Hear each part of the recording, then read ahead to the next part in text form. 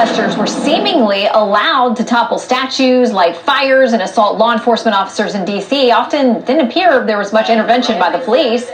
Pro-life supporters are expressing their dismay tonight following the arrest of 2 students who tried to write "Black Preborn Lives Matter" in chalk on a sidewalk outside a Planned Parenthood facility in Washington, D.C., not far from where the original Black Lives Matter mural was painted. So let's start there. In tonight's lightning round, we've got Democratic strategist Kevin Walling and Fox News contributor Mark Thiessen. Welcome to you both. How are you? Hey, Shannon. I am good. All right, I want to play a little bit of how this played out on Saturday with the pro-life students who were trying to chalk on the sidewalk. Let folks watch for themselves. This is our constitutional right. We do this every Saturday.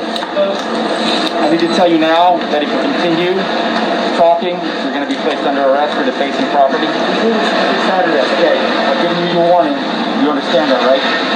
If you continue talking, you're going to be placed under arrest. Okay. You have these 2 people. You know they do this every Saturday, right? Every Saturday. This is completely public property. I majored in political science. This is public property.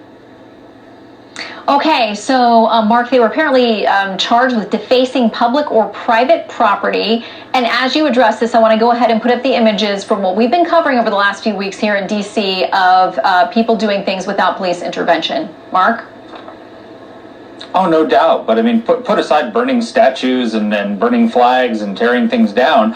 In front of Lafayette Park, they've renamed it Black Lives Matter's Plaza. And the city painted the words Black Lives Matter. And a bunch of activists came in there with yellow paint of their own and painted the words defund the police on the street. They weren't arrested.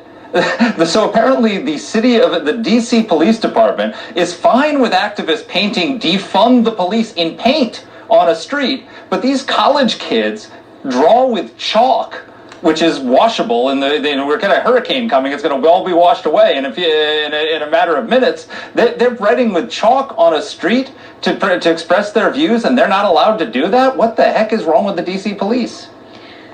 I mean, Kevin, some of the kids and the people who are involved with the Students for Life thing said they received a D.C. police permit to hold an event and were told by an officer that he would not prevent them from writing on the asphalt. And we are showing on the other side of the screen, we were live on the air when this happened, when this statue was taken down of this Confederate general.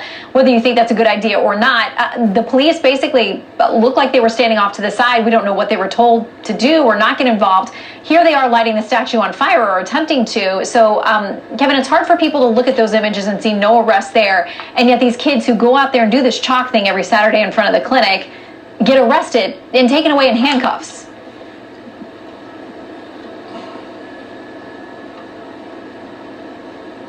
Kevin?